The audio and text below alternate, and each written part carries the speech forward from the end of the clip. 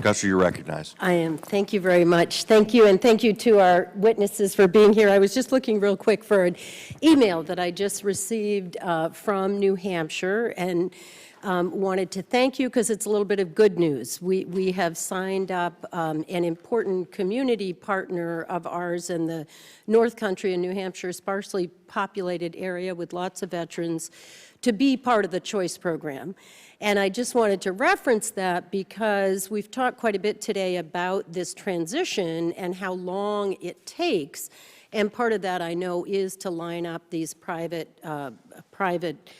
community partners, healthcare providers, and particularly as we get into care for seniors, adult daycare, as we get into home care. Where I want to go, if we could, is looking forward, because I think we can all agree, and there's bipartisan concern about this transition. But some of my colleagues may not be familiar with this notion of the other 6 types of programs.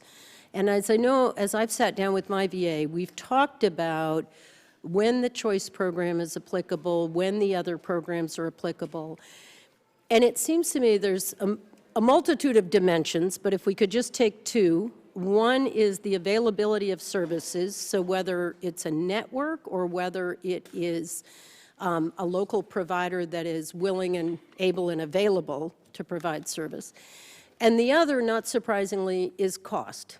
And both the cost to the taxpayer to provide the service, but also I think you made a really important point for people to understand about the out-of-pocket cost to the veteran.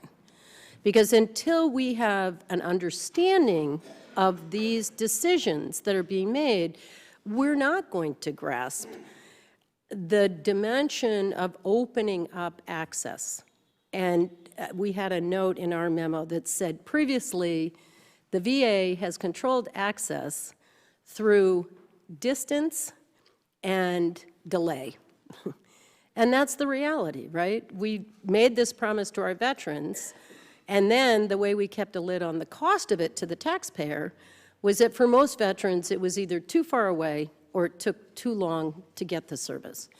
So help me going forward with your magic wand here, with the change that Secretary McDonald and you, Mr. Gibson, and others are bringing to this unwieldy organization.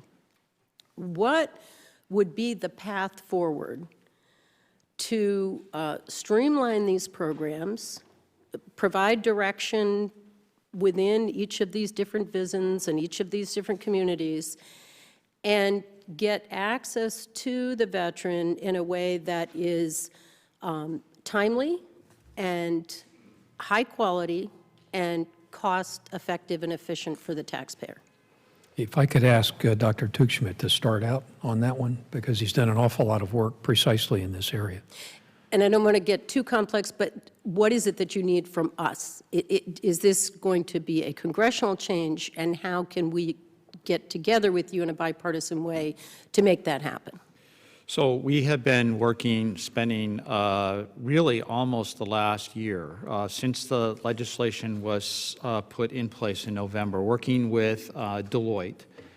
We asked them to bring their commercial side of their business in to look at our business office and how we manage care in the community against and benchmarked against best practices in private sector health insurance industry.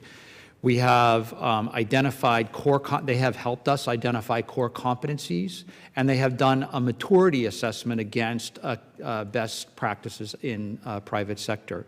We have taken that and are developing a plan to really make sure that we can build all of those competencies using our current business office function as the foundation on which we will build over the next year or so some of those competencies. We will have to make some decisions about, do we build that ourselves or do we buy that because that expertise is out there and it's more cost effective, more efficient to go out and buy it. We have a group right now looking at our TPA processes to say, going forward, what do those look like? How do they change? What do we want to put into the TPA contract in the future to be able to build some of those competencies and really run a much more robust program? I think part of what we're going to need help with is, in fact, rationalizing some of these programs. I mean, I think ultimately we would want Project Arch probably folded into the choice program so that, you know, we can get rid of some of these multiple channels. And I think we're going to need some changes to the Choice Act itself, the way the Choice program is structured. I think we've alluded to those changes several times about Medicare providers versus providers that we believe are qualified to deliver that care, those kinds of things, 60-day authorization periods. I think us being the secondary payer under Choice is problematic.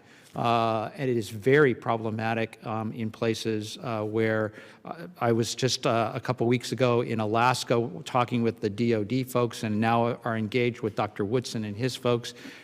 That's really problematic if we want DOD to be providers for us. So I think we have I've got to tell you, my time is well past up. So, but this is the direction. I'd love to get a briefing going forward if we could, and if we could stay on top of that. Thank you, and I apologize to the chair.